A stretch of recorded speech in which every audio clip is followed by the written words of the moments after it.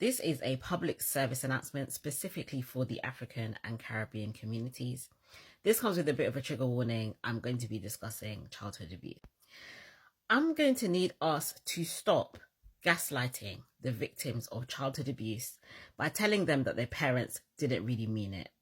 And this is triggered by a conversation I had online today with someone discussing eldest daughters and the things that eldest daughters go through. And this person said to me, I don't think that our parents really meant to abuse us. And then they went on to talk about God and healing, etc., etc. So, number one, parents are not all good people. Some parents are very maliciously, vindictively, intentionally hurting their children. Again, I'm going to say it again. Some parents hurt their children on purpose. They are actually bad people. And I am so sick and tired of people behaving that just because someone has a child, that automatically makes them a good person. Human beings can be good people, they can be bad people. We all make mistakes and we all make bad choices, but there are some situations in which people purposely do things that are bad to other human beings. And you do an absolute disservice to people who have been through trauma, pain, and abuse by essentially telling them it's all in your head and it didn't really happen that way, or they didn't really mean to hurt you. When you are a child and you've gone through some of those kind of experiences, you realize that there are some people who will purposely go out of their way to hurt you. And unfortunately, sometimes that person is your parent or parents. I would really like us to start telling the truth about how we behave within our community towards children. I'm going to caveat that by saying that there are some parents who are deeply flawed people, who are deeply damaged people, who have unfortunately been very hurt, very traumatized, very abused themselves, and have not had the tools or the self-awareness to improve upon their behavior. Some of those people come to a realization of the ways that they've behaved that are horrifically bad, have taken accountability, have apologized for their behavior, and have made changes. Those people absolutely deserve grace. But what we do very often as a community is that we don't hold people to account for their actions, especially the way that they behave towards children.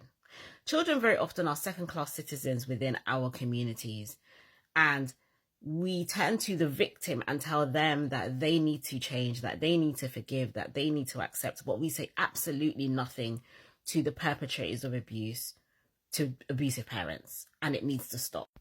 And number two, let's talk about the Christian whitewashing, gaslighting that goes on. The Jesus that I read about in the Bible was very clear about the truth. When he met the woman at the well, he didn't say to her, oh, I kind of understand, and I know that you don't really mean to be in a relationship with a married man. No, he said to her straight, with love and grace, your husband that you call your husband is not even your husband. He belongs to somebody else. He told her straight. When Jesus spoke to the Pharisees and the teachers of the law, they hated him simply because he told them straight to their face, you are hypocrites. When he saw the money changers in the temple buying and selling, he beat them out of there. Jesus behaved with gentleness and kindness to the people that needed it, but he didn't mince his words when it came to telling the truth. And I would really appreciate if we as a community would stop using the name of God and Jesus and throwing it in victims of abuse faces by essentially telling them, well, you just need to, basically what you mean is we need to cover it up. You need to not talk about the abuse that you've been through. I don't want to hear it anymore. So let's just tell you to just shut up because you just need to forgive. Forgiveness is a process through which you acknowledge the hurt and pain that you've experienced and you work through it and you come to a place of letting it go. Again, letting go of the hurt and offense, but still holding the people to account who did that same hurt and offense.